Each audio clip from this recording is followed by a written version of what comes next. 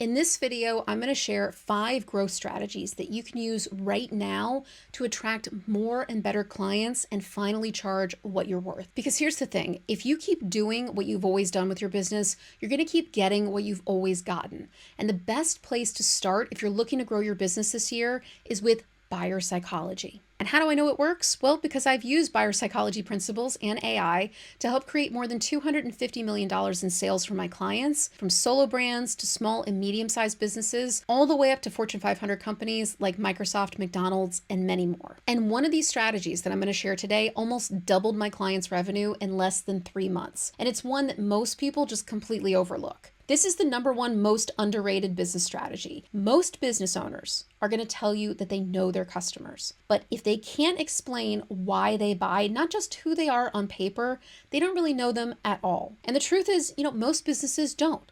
They stop at these kind of surface level demographics, so age, gender, location, what brands do they like to shop at?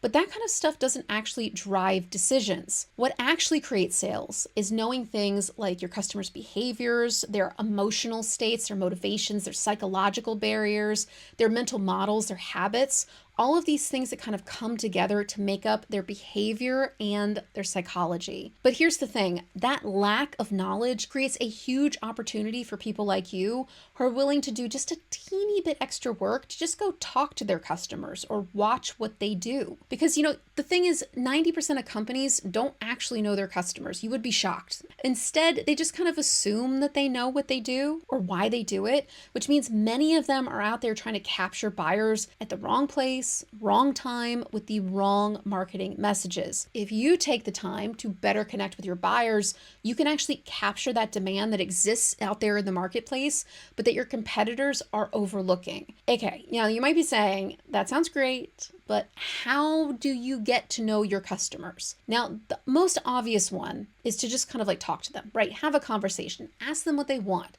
or what they think through surveys or focus groups or interviews or polls and email. But there is one catch to doing it this way. When you ask people directly what they do or do not want, they're going to say one thing and do another, because that's just how people are. What people say and what they do are usually two wildly different things.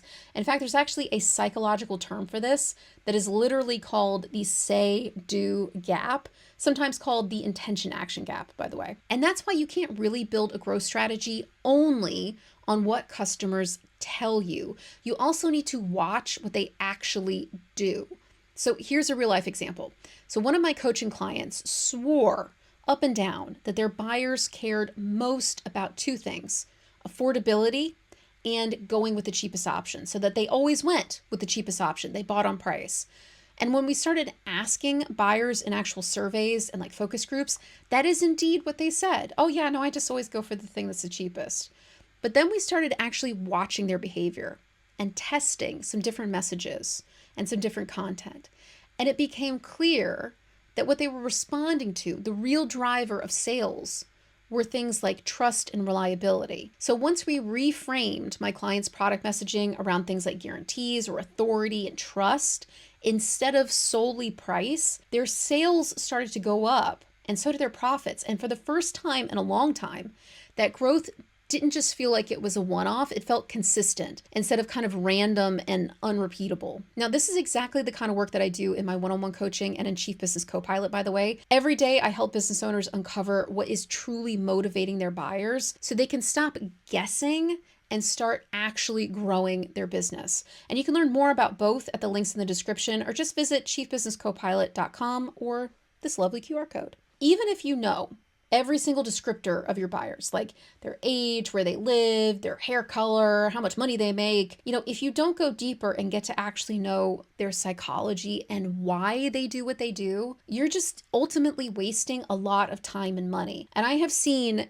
in my career so many businesses in this exact spot. They'll put in the effort, but they're not seeing it pay off because they're not going to that next level of understanding the psychology of their buyers. So let me ask you a quick question. Hypothetically, if you had a bucket full of holes and you poured a bunch of water into that bucket full of holes, what do you think would happen? It would probably leak out of the holes, right? Now imagine that this bucket full of holes is your business. What would you keep doing? Pouring money into the bucket full of holes, or would you patch those holes first? Believe it or not, in practice, most business owners actually choose the first option because it feels easier to get more traffic in the short term than to stop things for a second and fix what's broken.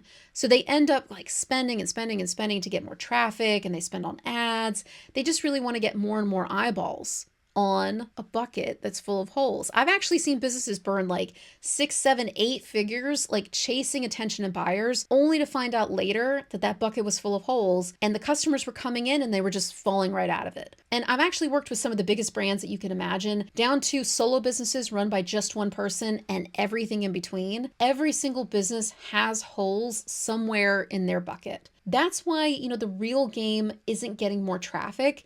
It's making sure you aren't losing too many people between each stage of the customer journey. So that's just when you're taking people from strangers and turning them into followers, believers, buyers, and repeat buyers, which, by the way, is my trust funnel. If you fix those places where you lose customers, your growth is going to get so much easier because the bucket's not full of holes. And when you put more traffic into it, it's not going to fall through the holes. Ignore those holes, and your sales and your profit is going to get stuck and maybe go down. Because no matter how much traffic you drive or likes you get, the customers are going to fall straight out of the bucket. So the question then is, how do you spot these holes in your own business bucket? This very belabored metaphor that I'm just beating to death. Well, here's 3 of the most common ways that you can actually get started. So the first is looking for holes around clarity and concreteness. Can someone understand what you do in 3 seconds or less? If not, they're not going to give you like the benefit of the doubt. Not in this market, not in this economy. They are going to bounce. They're going to leave. They're going to forget all about you. And I actually call this the 3-second test. I would hope for pretty obvious reasons. And I do a lot of 3-second test audits to actually help my clients figure out if things like websites and landing pages are clear and concrete. Best thing to do if you're interested in one of those is to join my free newsletter and then watch for an invitation when I do end up offering them again. The second hole in the bucket that I see so much is social proof. Do your buyers see evidence that people like them already know, like, trust, and buy from you? The last one is simplicity. How easy and fast is it to buy from you? Is there like an extra click or confusing option that's going to kill momentum and make people more and more likely to just go, this isn't worth it, and bounce before they can make a purchase? Ask yourself this: if somebody wanted to buy from you right now, how many clicks would it take to do that? And how many of them would give up or do give up before they make it to the finish line? Thing to remember here is to make sure that those holes in your bucket are fixed before spending another dime on marketing or ads or content. Get the system working, get the system right, and then you can add more fuel to that fire. But the good news is you don't really have to perfect every single thing or fix every single bucket to see results from this. If you fix just one of those, you can sometimes capture like thousands, sometimes even like millions of dollars, depending on your business, in extra sales and profit. Now, so far we've talked about the issues that you can actually see in your business, but what most business owners miss are not those obvious problems, but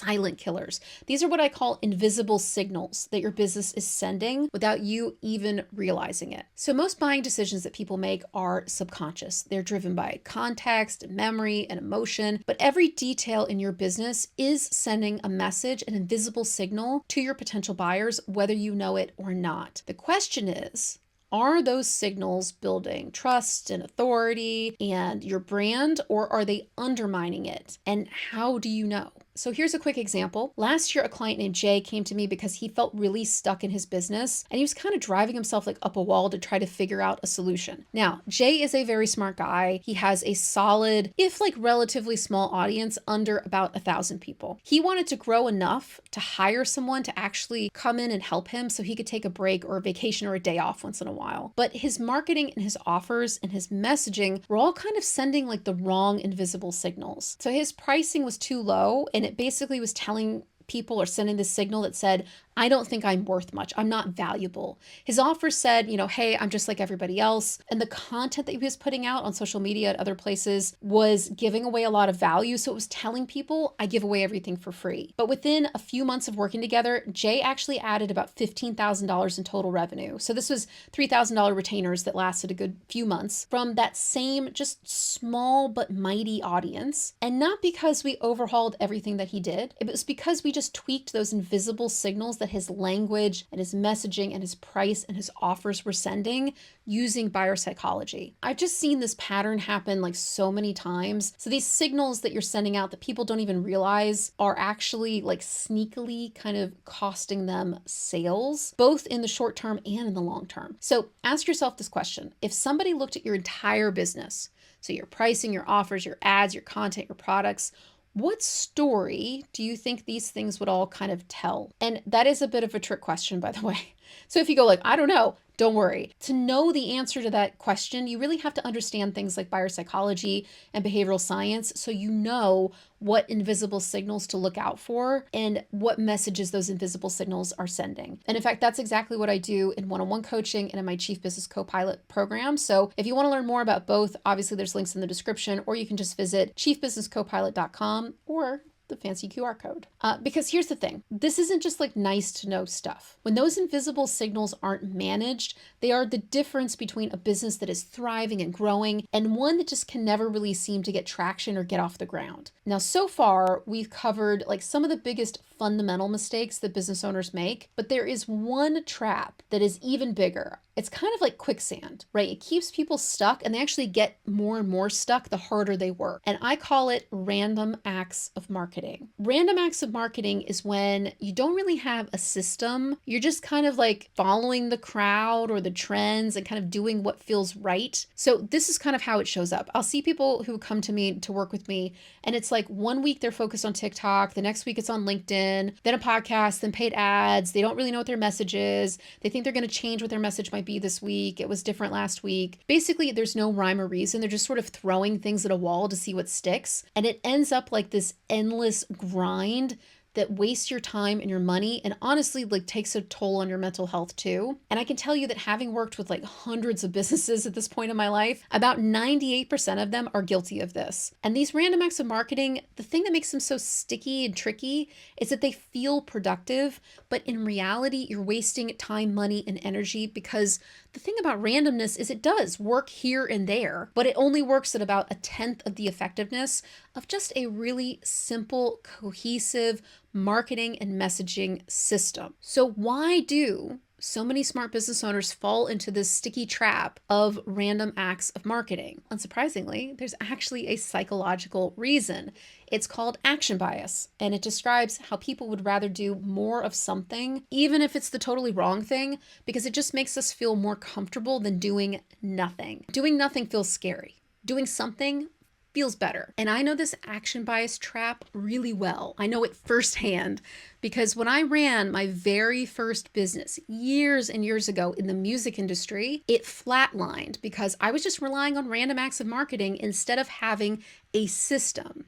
And mostly because at the time, I was a professional performing musician. I was a violist. I was a violinist. I was not a marketer. It wasn't until I figured out how buyer psychology and a really simple marketing system kind of fit together that I was able to get on that path that ultimately helped me create more than $250 million in sales for my clients. Be honest with yourself. Is your marketing a well-oiled machine, or is it a bunch of kind of failed, half-baked experiments that didn't really go anywhere and they sort of left you with more questions than answers? Do you feel like your marketing is grasping at straws? Well, here's a really short quiz, by the way, that you can do right now to find out the answer. I want you to look back at the last 90 days of your social media content and marketing. I want you to write down everything that you've done to get buyers. All the marketing, all the content, everything. Then I want you to ask yourself these 3 questions. First, do these things connect in a way that makes every single one of them stronger than they would be alone? If you stopped half of these things tomorrow, would it actually change anything in your business? What are your objectives and goals for each piece of content and each marketing channel? So for example, you might have heard someone tell you that like you need to post on LinkedIn, but what's your goal? Who are you trying to attract? What are you trying to achieve? What does success look like to you? If you don't know the answers to these questions, or if you've more than likely never stopped to actually ask them, it's a sign that you're probably relying on random acts of marketing. And that's exactly what's going to keep people stuck. And by the way, if you want a proven marketing system that you can install straight into your business to get more clients, to get more buyers, that's what I do every single day in one-on-one coaching and Chief Business Copilot. So make sure to check out those links if you want to learn more. Okay, so far we've talked about knowing your buyers, patching the holes in your business model, managing those invisible signals, and replacing random acts of marketing with a really simple marketing system. But none of that actually matters without the final piece. This is the psychological foundation that's going to make all of this work together, and that is trust. Now, most businesses treat trust like an afterthought. They might talk about it, but they're not really being about it. It's not surprising because honestly, every guru that you see out there yelling about stuff is trying to yell at you to build complicated funnels, fake evergreen webinars and all these endless lead magnets and these 99% off fake flash sales. These are funnels that are so complicated that you basically need a PhD to understand them. And there's a reason why they do that, by the way. If they can get you to believe that a crazy complicated sales funnel is going to work the best to get you clients and buyers, then they can sell you things like software to do that. Or they can sell you some super complicated, tool that you need, or only the secret that they have. And unfortunately, that's the advice that most business owners will waste years chasing and trying to perfect, because that's just what the echo chamber is full of. But here's the problem. Those sales funnels are built to push and annoy people, whether they know it or not. And you don't need psychology to tell you that people do not like to be pushed or annoyed. You can probably even think of that yourself. You don't like to be pushed or annoyed. If you're asking yourself, what do I do instead of a sales funnel? That's where the trust funnel comes in. And that's my psychology-based model for turning strangers into followers, into buyers, and repeat buyers. And it does not require any complicated software. The trust funnel is built to pull people in without annoying them, without pushing them. Because at its core, trust is about reducing the risk of saying yes. No matter how clever your tactics are, if your buyer feels even a hint of doubt, they're going to slow down. They're going to hesitate, and a lot of them are just going to bounce without buying anything from you. So the trust funnel solves this issue by focusing on the only thing that doesn't change in marketing, which seems like something changes every single day, and that is buyer psychology. And here's another big difference. The trust funnel is not about gaming algorithms or stuffing upsells and downsells and bump offers into this crazy complicated funnel. It's just about earning enough trust at every single stage that buyers want to move forward on their own. And then you can just provide the simple sort of conversational cues to do that. And when you do that, something really powerful happens. That trust that you're building starts to compound, but so does growth. So buyers don't just convert once, they'll come back again and again because every step of that journey feels safe. I want you to check out this next video where I'm going to show you the 6 most powerful psychological sales triggers and how you can use them to turn attention into sales.